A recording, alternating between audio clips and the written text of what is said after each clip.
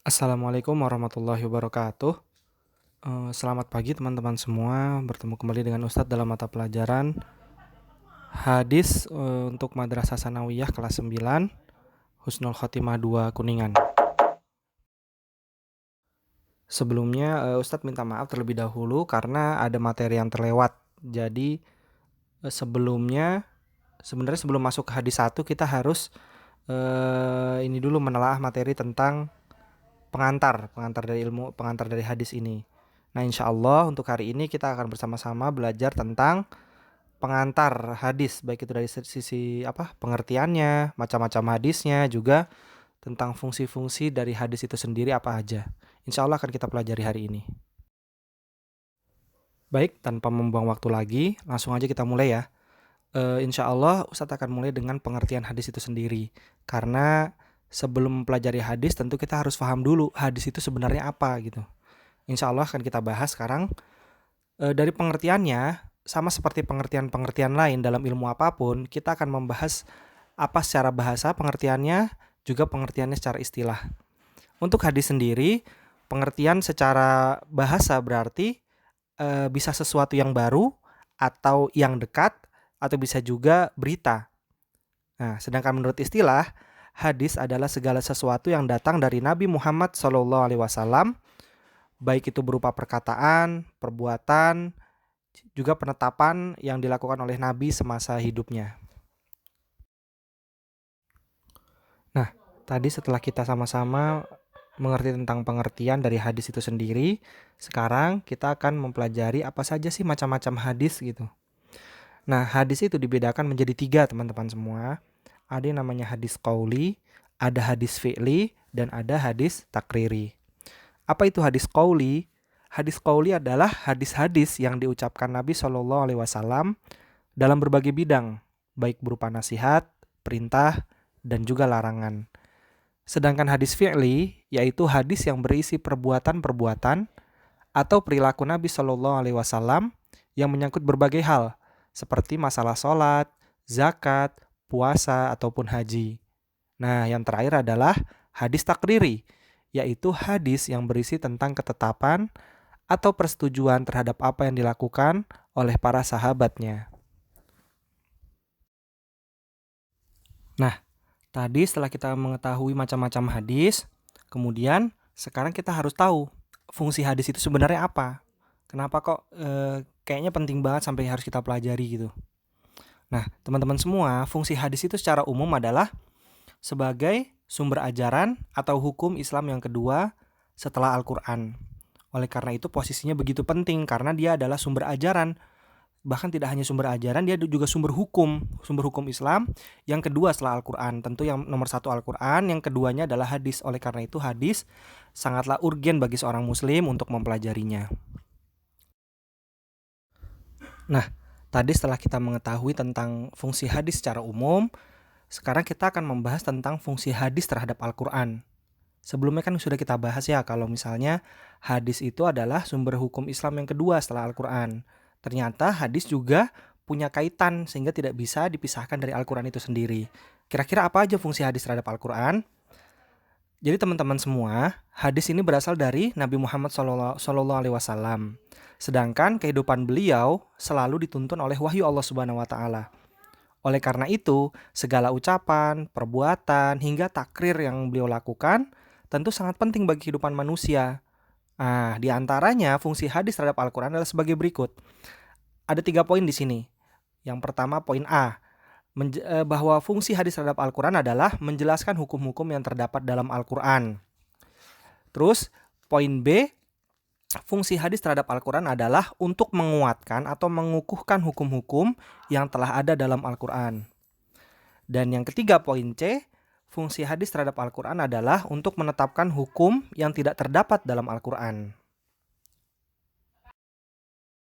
Nah, tadi Ustadz sudah menyebutkan ketiga poin tadi, poin A, poin B, dan poin C. Sekarang kita akan perdalam lagi. Di poin A, yang tentang fungsi hadis terhadap Al-Quran untuk menjelaskan hukum-hukum yang terdapat dalam Al-Quran, ini dibagi lagi menjadi 3, yang meliputi 1, menjelaskan hal-hal yang umum, seperti Nabi mengajarkan pada kita tata cara wudhu dan sholat, sebagaimana firman Allah dalam surat Al-Hajj ayat 78, A'udzubillahi minasyaitonirrajim, faqimus sholata, maka dirikanlah salat atau dirikanlah sembahyang. Ayat tersebut hanya memerintahkan untuk mendirikan salat, tetapi tidak menjelaskan tentang tata caranya.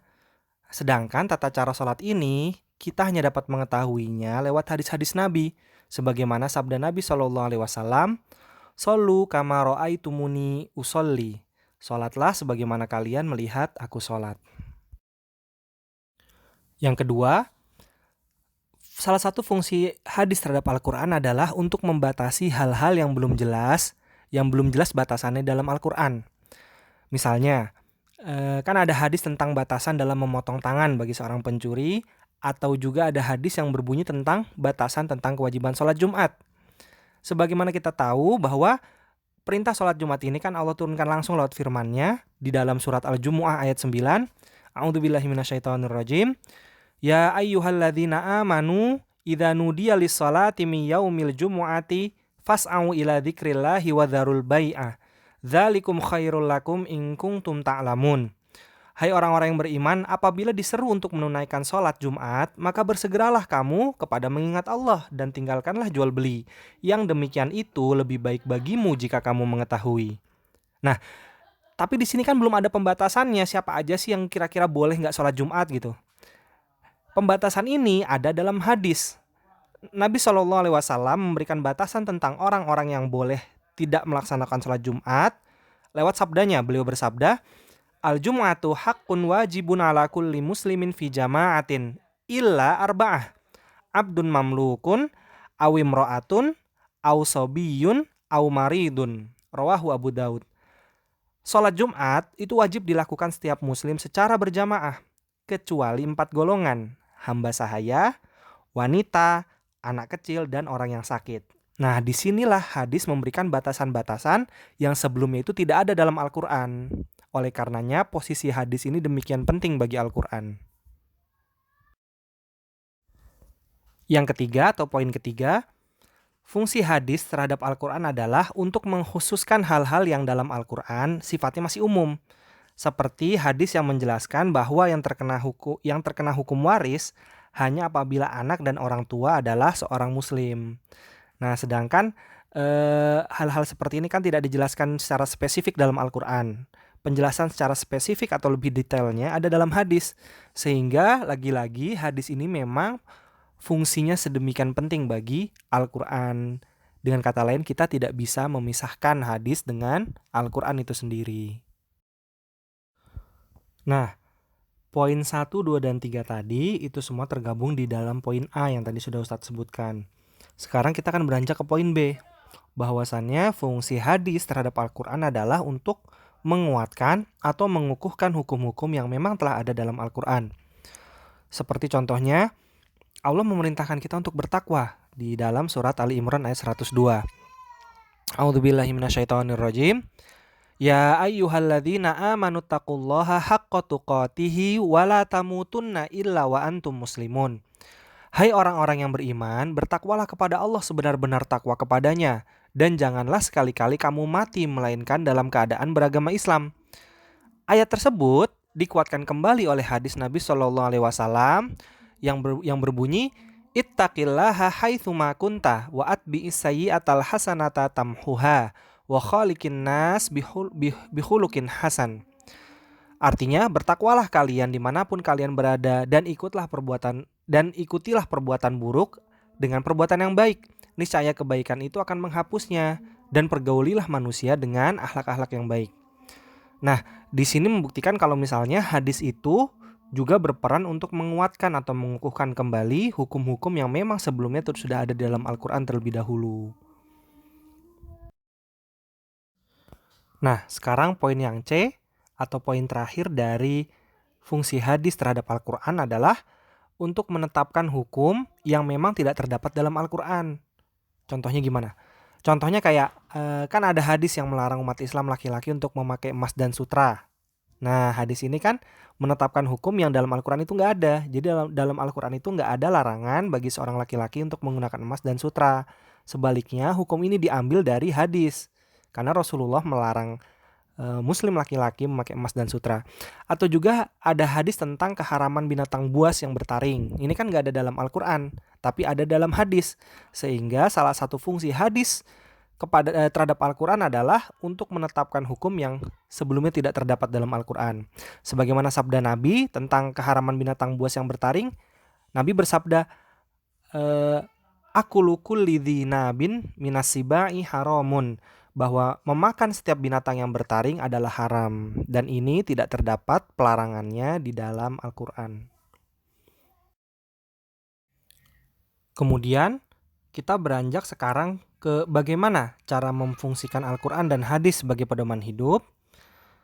Yang pertama adalah kita harus menjadikan Al-Quran dan hadis sebagai pedoman dalam kehidupan, baik itu kehidupan pribadi, kehidupan keluarga, kehidupan bermasyarakat, bahkan kehidupan berbangsa dan bernegara. Kemudian cara yang kedua untuk memfungsikan Al-Quran dan hadis sebagai pedoman hidup adalah kita harus menjadikan Al-Quran dan hadis sebagai hakim, sebagai sumber hukum dalam menyelesaikan setiap masalah yang ada dalam kehidupan kita. Kemudian, bagaimana cara mencintai Al-Quran dan hadis? Setidaknya ada 4 cara. Cara yang pertama adalah dengan beriman dan percaya pada kebenaran Al-Quran dan hadis itu sendiri. Karena mustahil kita bisa mencintai Al-Quran dan hadis kalau kita tidak beriman kepadanya tentunya.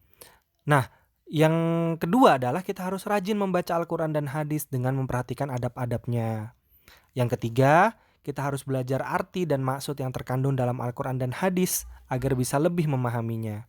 Dan yang terakhir, juga yang terpenting adalah kita harus mengamalkan Al-Quran dan hadis dalam kehidupan sehari-hari kita. Terakhir adalah bagaimana perilaku orang-orang yang mencintai Al-Quran dan hadis. Setidaknya ada 4 di sini yang disebutkan, bahwa perilaku orang-orang yang mencintai Al-Quran dan hadis akan semakin bertambah rasa cintanya kepada Al-Quran dan hadis itu sendiri. Yang kedua, akan selalu terdorong untuk memahami dan menggali isi yang terkandung di dalamnya. Yang ketiga, akan selalu tumbuh semangat untuk selalu membaca dan mendengarkan Al-Quran dan hadis. Dan yang terakhir, selalu meningkatkan kualitas iman dan takwa kepada Allah Subhanahu wa Ta'ala. Itu adalah perilaku orang-orang yang mencintai Al-Quran dan hadis. Oke teman-teman semua, tadi bersama-sama kita sudah mempelajari tentang pengantar hadis, dimulai dari pengertiannya, macam-macamnya, kemudian fungsi-fungsi hadis itu sendiri, baik itu fungsi secara umum ataupun fungsi hadis terhadap Al-Quran khususnya.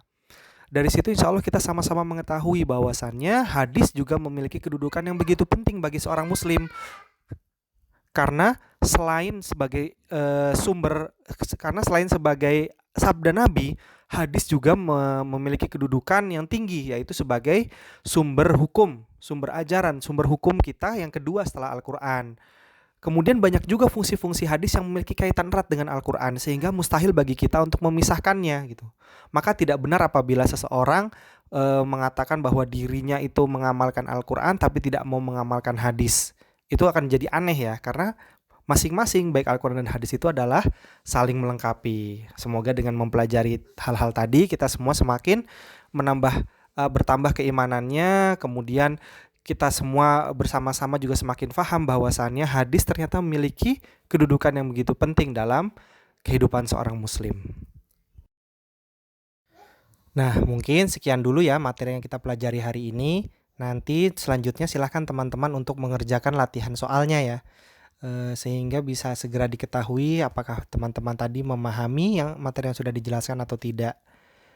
Sekian dulu dari Ustadz, semoga bermanfaat. Sampai bertemu di pertemuan selanjutnya. Wabillahi taufiq wal hidayah. Wassalamualaikum warahmatullahi wabarakatuh.